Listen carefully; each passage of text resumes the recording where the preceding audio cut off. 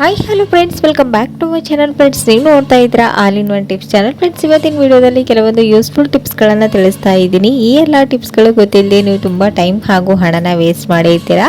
So friends, ಬನ್ನಿ ಹಾಗಾದರೆ ತಡ ಮಾಡ್ದೇನೆ ಈ ಎಲ್ಲ ಟಿಪ್ಸ್ಗಳು ಯಾವುವು, ಅವು ಹೇಗೆಲ್ಲ ವರ್ಕ್ ಆಗುತ್ತೆ ಅಂತೇಳಿ ಕಂಪ್ಲೀಟಾಗಿ ತಿಳಿಸ್ತಾ ಇದ್ದೀನಿ. ವಿಡಿಯೋನ ಎಲ್ಲಿ ಸ್ಕಿಪ್ ಮಾಡಿದೆ ನೋಡಿ, ಎಲ್ಲ ಟಿಪ್ಸ್ಗಳು ನಿಮಗೆ ಖಂಡಿತ ಯೂಸ್ಫುಲ್ ಆಗುತ್ತೆ. ಓಕೆನಾ?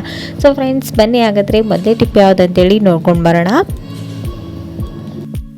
ಬೆಳಿಗ್ಗೆ ಮಕ್ಕಳ ಲಂಚ್ ಬಾಕ್ಸ್ಗೆ ಏನಾದರೂ ರೆಸಿಪೀಸ್ಗಳನ್ನು ಮಾಡಬೇಕಂದ್ರೆ ನಾವು ಹಡಬಿಡಿಯಲ್ಲಿ ಈ ರೀತಿ ಚಪಾತಿ ಹಿಟ್ಟನ್ನು ಜಡಿ ಇಟ್ಕೊಂಡು ಬಿಡ್ತೀವಿ. ಸೊ ಈ ರೀತಿ ಮಾಡೋದ್ರಿಂದ ಹಿಟ್ಟೆಲ್ಲನೂ ಔಟ್ಸೈಡ್ ಹೋಗಿ ಟೇಲ್ಸ್ ಮೇಲ್ಗಡೆ ಎಲ್ಲನೂ ಆಗಿ ಇದೆಲ್ಲನೂ ಕ್ಲೀನ್ ಮಾಡ್ಕೊಳ್ಳೋದು ಇನ್ನೊಂದು ಎಕ್ಸ್ಟ್ರಾ ಕೆಲಸ ಆಗ್ತಾ ಇರುತ್ತೆ. ಸೊ ಈ ರೀತಿ ನೀವು ಹಿಟ್ಟನ್ನು ಜಡಿ ಇಟ್ಕೊಳ್ಳದೆ ಒಂದು ಗ್ಲಾಸ್ನ ಸಹಾಯದಿಂದ ನೀವು ಇದನ್ನು ಜಡಿ ಇಟ್ಕೊಂಡ್ರೆ ನೀಟಾಗಿ ನೀವು ಹಿಟ್ಟನ್ನು ಜಡಿ ಇಟ್ಕೊಳ್ಬೋದು. ಸೊ ಈ ರೀತಿ ಮಾಡೋದ್ರಿಂದ ಸ್ವಲ್ಪನೂ ಹಿಟ್ಟು ಔಟ್ಸೈಡ್ ಚೆಲ್ಲೋದಿಲ್ಲ.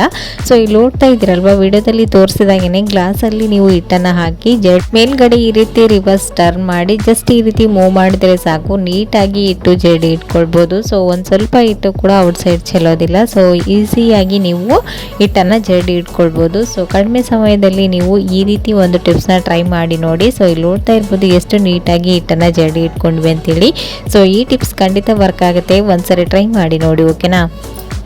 ಸೊ ನೆಕ್ಸ್ಟ್ ಟಿಪ್ ಬಂದು ಇಲ್ಲಿ ನೋಡ್ತಾ ಇರ್ಬೋದು, ಈ ರೀತಿ ಪರ್ಸ್ ಆಗಿರ್ಬೋದು, ವೆಂಟಿ ಬ್ಯಾಗಲ್ಲಿ ನಾವು ಒಂದೊಂದ್ಸರಿ ಸೀಸರ್ನ ಕ್ಯಾರಿ ಮಾಡಬೇಕು, ಚೂಪಾದ ವಸ್ತುಗಳು ಯಾವುದಾದ್ರೂ ಕ್ಯಾರಿ ಮಾಡ್ಬೇಕಂದ್ರೂ ಕೂಡ ಭಯ ಆಗ್ತಾ ಇರುತ್ತೆ. ಕಾಸ್ಟ್ಲಿಯಿಂದ ತಂದಿರುವಂಥ ಬ್ಯಾಗ್ಗಳಾಗಿರ್ಬೋದು, ಈ ರೀತಿ ಪೌಚ್ಗಳು ಹರಿದೋದ್ರೆ ಅನ್ನೋ ಭಯ ಇರುತ್ತಲ್ವ. ಸೊ ಹಾಗಾಗಿ ನೀವು ಈ ಒಂದು ಟಿಪ್ಸ್ನ ಟ್ರೈ ಮಾಡಿ ನೋಡಿ. ಸೊ ಈ ರೀತಿ ಚೂಪಾದ ವಸ್ತುಗಳಾಗಿರ್ಬೋದು, ಈ ರೀತಿ ಸೀಸರ್ಗೆ ಪೆನ್ಗಳ ಕ್ಯಾಪ್ಗಳನ್ನು ವೇಸ್ಟ್ ಅಂತ ಬಿಸಾಕ್ತಾ ಇರ್ತಾರಲ್ವ. ಸೊ ಆ ಕ್ಯಾಪನ್ನು ಈ ರೀತಿ ವಿಡಿಯೋದಲ್ಲಿ ತೋರಿಸಿದಾಗೇನೆ ಹಾಕ್ಕೊಂಡು ನೀವು ಪೌಚಲ್ಲಿ ಅಥವಾ ಬ್ಯಾಗ್ಗಳಲ್ಲಿ ನೀವು ಸೀಸರ್ನ ಆರಾಮಾಗಿ ಕ್ಯಾರಿ ಮಾಡ್ಬೋದು. ಸೊ ಇಲ್ಲಿ ನೋಡ್ತಾ ಇದ್ರಲ್ವ, ಈ ರೀತಿ ನೀವು ಇಟ್ಕೊಂಡು ಕ್ಯಾರಿ ಮಾಡ್ಬೋದು. ಈ ರೀತಿ ಕ್ಯಾಪನ್ನು ಹಾಕೋದ್ರಿಂದ ಈ ಸೀಸರ್ ಬ್ಯಾಗ್ ಒಳಗಡೆ ಇರುವಂಥ ಬಟ್ಟೆಗೆ ಏನು ತಗಲೋದಿಲ್ಲ. ಸೊ ನೀಟಾಗಿ ನೀವು ಈ ಒಂದು ಸೀಸರ್ನ ಕ್ಯಾರಿ ಮಾಡ್ಬೋದು. ಸೊ ಯಾವುದೇ ಬ್ಯಾಗು ಹರಿದು ಕೂಡ ಹೋಗೋದಿಲ್ಲ. ಓಕೆನಾ? ಸೊ ಈ ಟಿಪ್ಸ್ ಖಂಡಿತ ಯೂಸ್ಫುಲ್ ಆಗುತ್ತೆ, ಒಂದ್ಸಲ ಟ್ರೈ ಮಾಡಿ ನೋಡಿ. ಓಕೆ?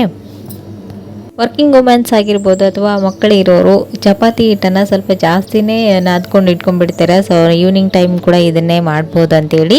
ಸೊ ಈ ಹಿಟ್ಟು ಹುಳಿ ಬರೋದು ಅಥವಾ ಔಟ್ಸೈಡ್ ಇಟ್ಟರೆ ಮೇಲ್ಗಡೆ ಎಲ್ಲನೂ ಡ್ರೈ ಆಗಿಬಿಟ್ಟು ಅದೆಲ್ಲನೂ ವೇಸ್ಟ್ ಆಗ್ತಾ ಇರುತ್ತೆ. ಆ ಪಾರ್ಟ್ ಎಲ್ಲನೂ ಮತ್ತೆ ನಾದ್ಕೊಳ್ಳೋದಕ್ಕೆ ಹೋದರೆ ನೀಟಾಗಿ ಬರ್ತಾ ಇರಲ್ಲ. ಸೊ ಔಟ್ಸೈಡ್ ಪಾರ್ಟ್ ಎಲ್ಲನೂ ನೀವು ವೇಸ್ಟ್ ಅಂತ ಬಿಸಾಕ್ತಾ ಇರ್ತೀರಲ್ವ. ಸೊ ಆ ರೀತಿ ಮಾಡ್ದೇನೆ ಈ ರೀತಿ ಹಿಟ್ಟನ್ನು ನಾದ್ಕೊಂಡು ಇಟ್ಕೊಂಡಾಗ ಇದ್ರ ಮೇಲ್ಗಡೆ ಒಂದು ಸ್ವಲ್ಪ ಆಯಿಲನ್ನು ಅಪ್ಲೈ ಮಾಡಬೇಕು. ಈ ರೀತಿ ಅಪ್ಲೈ ಮಾಡಿ ಒಂದು ಈ ರೀತಿ ಟಿಫನ್ ಬಾಕ್ಸಲ್ಲಿ ಹಾಕಿ ಇಡೋದ್ರಿಂದ ನೀವು ಈವ್ನಿಂಗ್ ಎಲ್ಲ ನೈಟ್ ಟೈಮಲ್ಲಿ ಕೂಡ ಈ ಒಂದು ಹಿಟ್ಟನ್ನು ನೀವು ಮತ್ತೆ ಫ್ರೆಶ್ ಆಗಿ ಯೂಸ್ ಮಾಡ್ಬೋದು. ಒಂದು ಸ್ವಲ್ಪ ಹಿಟ್ಟು ಕೂಡ ವೇಸ್ಟ್ ಆಗೋದಿಲ್ಲ, ಮೇಲಿನ ಪಾರ್ಟ್ ಏನು ಡ್ರೈ ಆಗೋದಿಲ್ಲ. ಸೊ ಇಲ್ಲಿ ನೋಡ್ತಾ ಇರ್ಬೋದು, ನಾನು ನೈಟ್ ಟೈಮಲ್ಲಿ ಇದನ್ನು ತೆಗೆದು ತೋರಿಸ್ತಾ ಇದ್ದೀನಿ ಎಷ್ಟು ಫ್ರೆಶ್ ಆಗಿದೆ ಅಂತ. ಸೊ 4-5 ಅವರ್ಸ್ ಇಟ್ಟರು ಈ ಹಿಟ್ಟು ಏನು ಡ್ರೈ ಆಗೋದಿಲ್ಲ. ಸೊ ಈ ಟಿಪ್ಸ್ ಖಂಡಿತ ಯೂಸ್ಫುಲ್ ಆಗುತ್ತೆ, ಒಂದ್ಸಲ ಟ್ರೈ ಮಾಡಿ ನೋಡಿ. ಓಕೆನಾ? ಸೊ ನೆಕ್ಸ್ಟ್ ಟಿಪ್ ಬಂದು ಇಲ್ಲಿ ನೋಡ್ತಾ ಇರ್ಬೋದು, ಈ ರೀತಿ ಕ್ಯಾನ್ಗಳಿಗೆ ನಾವು ಪ್ಯಾಕೆಟ್ ಆಯಿಲನ್ನು ತಗೊಂಡು ಬಂದಾಗ ಇದನ್ನು ಹಾಕೋದೇ ಒಂದು ಕಷ್ಟ ಆಗ್ತಾ ಇರುತ್ತೆ. ನೀವು ಡೈರೆಕ್ಟಾಗಿ ಕಟ್ ಮಾಡಿ ಹಾಕಿದರೆ ಆಯಿಲ್ ಎಲ್ಲನೂ ಔಟ್ ಸೈಡ್ ಚೆಲ್ತಾ ಇರುತ್ತೆ.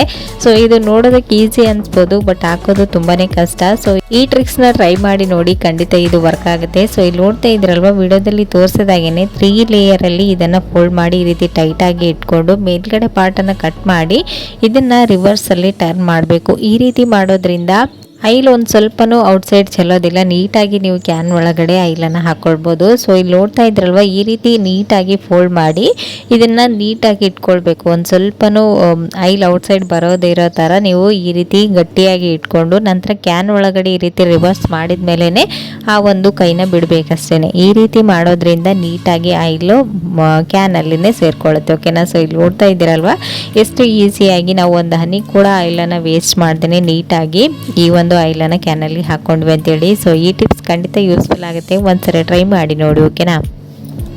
ಈ ರೀತಿ ಆಯಿಲ್ ಅಲ್ಲದೇ ನೀವು ಹಾಲಿನ ಪ್ಯಾಕೆಟನ್ನು ಕೂಡ ಈ ರೀತಿಯೇ ಟ್ರೈ ಮಾಡ್ಬೋದು, ಒಂದ್ಸರಿ ಟ್ರೈ ಮಾಡಿ ನೋಡಿ. ಓಕೆ?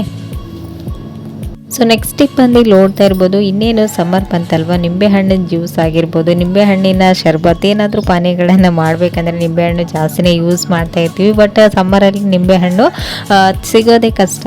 ಸೊ ತಂದು ಇಟ್ಟಾಗ ಇದು ಬೇಗನೆ ಹಾಳಾಗ್ತಾ ಇರುತ್ತೆ. ಸೊ ಇದನ್ನು 15 ಡೇಸ್ವರೆಗೂ ಸ್ಟೋರ್ ಮಾಡೋದು ಹೇಗೆ ಫ್ರೆಶ್ ಆಗಿರೋ ಥರ ಅಂತೇಳಿ ತೋರಿಸ್ತಾ ಇದ್ದೀನಿ.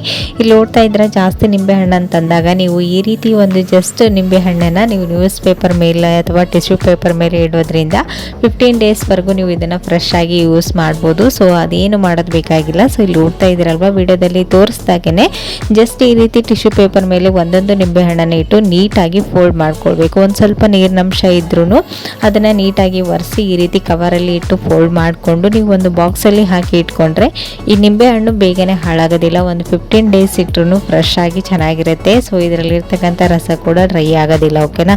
ಸೊ ಈ ಒಂದು ಟಿಪ್ಸ್ ಖಂಡಿತ ಯೂಸ್ಫುಲ್ ಆಗುತ್ತೆ. ಈ ಸಮ್ಮರಲ್ಲಿ ಒಂದ್ಸಲ ಟ್ರೈ ಮಾಡಿ ನೋಡಿ. ಓಕೆನಾ.